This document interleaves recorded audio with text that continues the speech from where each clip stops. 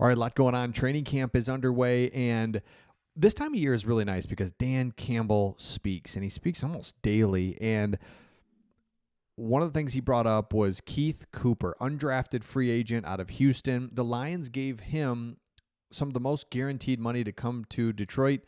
They really liked the way that he played, and Dan Campbell said, look out for this guy to take Levi Onwuzurike's spot.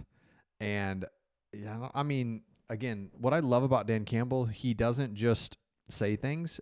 He's very intentional about what he says, and so that would be interesting. So Keith Cooper, a couple things on him, 6'4", 280. He's kind of got the ideal size for that big defensive end edge role that we need, and Dan Campbell called him an intriguing player on the defensive line. He's been blowing past his assigned offensive player on one-on-one drills. He called him a candidate to boost the interior pass rush, potentially replacing players like Levi Onwuzurike. They gave him $145,000 guaranteed to come here. Lately, I've been working out, eating better, and I know protein is super important, but I just don't know which one to get. I want one that tastes good, but it's also good for me. Like, is that even a thing? Is it possible? Well, lately, we've discovered Transparent Labs. This is 100% grass-fed whey protein isolate. No artificial sweeteners, no dyes, no fillers, just a handful of natural ingredients. 28 grams of protein, pure isolate, third-party tested, so you know you're getting the good stuff. And what I love is they've got 14 delicious flavors. Usually it's just chocolate and vanilla, and it starts out cool, but then before you know it, you're tired of that, then you're looking for a new one. This one helps me stay on my protein goals because I've got different options. It blends smoothly and easily, and it legitimately tastes good. And I love it because I know it's good for me. If you'd like to try Transparent Labs grass-fed protein for yourself, go to the description. For a limited time, they're giving away free protein starter kit. Includes a shaker bottle, a variety of 5 single-serving protein pouches in their top flavors, so you can pick your favorite. By clicking the link in the description or scanning the QR code, you also get 10% off your order, which will be automatically applied at checkout. Click the link or scan the QR code for this great deal. Again, thanks to Transparent Labs for sponsoring today's video. A guy that we highlighted in OTAs and rookie minicamp because it was a position that we already kind of needed, and then these injuries come in, and it's just like, oh my gosh. And by the way, let me know in the comments, Dan Campbell stopped practice multiple times to tell people to just calm down, stop going so hard. Which is really interesting. That was our calling card. That's what got us out of being this bad franchise. There's a couple different things, but one of the things Dan Campbell brought was like, we don't mess around. We play so hard.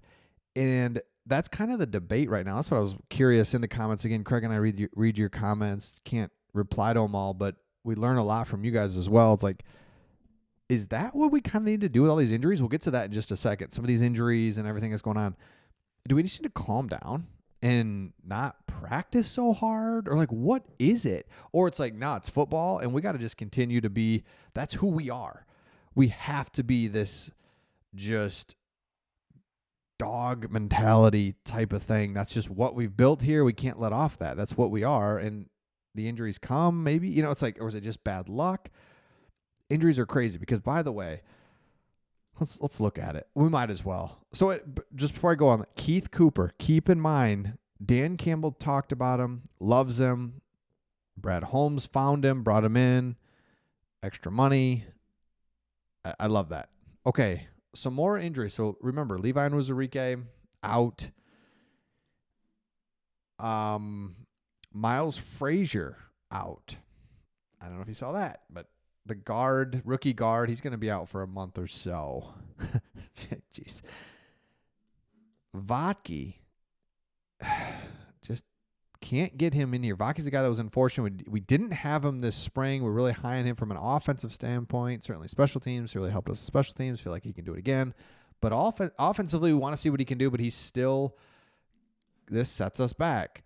Roy Lopez. We're excited about Roy Lopez because it's like, okay, he can fill that interior defensive line. He got stepped on. He's going to be out a couple days. Should be no problem. Khalil Dorsey, remember him? He's coming back from that broken leg. He's kind of our all-star special teams guy. He's going to be close to returning. That's awesome. Malcolm Rodriguez is a month ahead of schedule. Campbell projected Malcolm to be back in November, but now he's saying October. Here's Miles Frazier and then Mekhi Wingo. So remember, one of the things about all of the injuries is that the good news is we get these guys back. The bad news is there is more than I realized that were injured late in the season. Because remember, we were taking on injuries, and then that last 6 weeks of the year, it just was like really bad. And that's where we lost Aleem McNeil, and Malcolm Rodriguez, and some of these guys were just like, oh, geez. So I say that to say is we're going to get guys back, which is great. But a lot of them, or some of them, it's like, oh, yeah, shoot, we won't see them until November. Oh, man. So it's just a lot to take in injury-wise already. And at the same time, I think we're sensitive to it because why wouldn't we be? We're like all screwed up from last year and all the injuries. But this is everywhere. There's guys starting on the PUP list, the non-football injury list, like all over the league. We don't play for 7 weeks.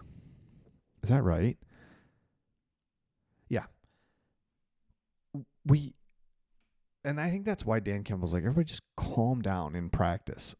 That's part of the reason. Just, we're going too hard. Stop hitting. Stop just going so hard, and let's not injure each other because we do have 7 weeks. So I think the good news and the bad news is Taylor Decker's another one. He's going to be fine, just giving him some time to get back. Again, we are 7 weeks from the season starting.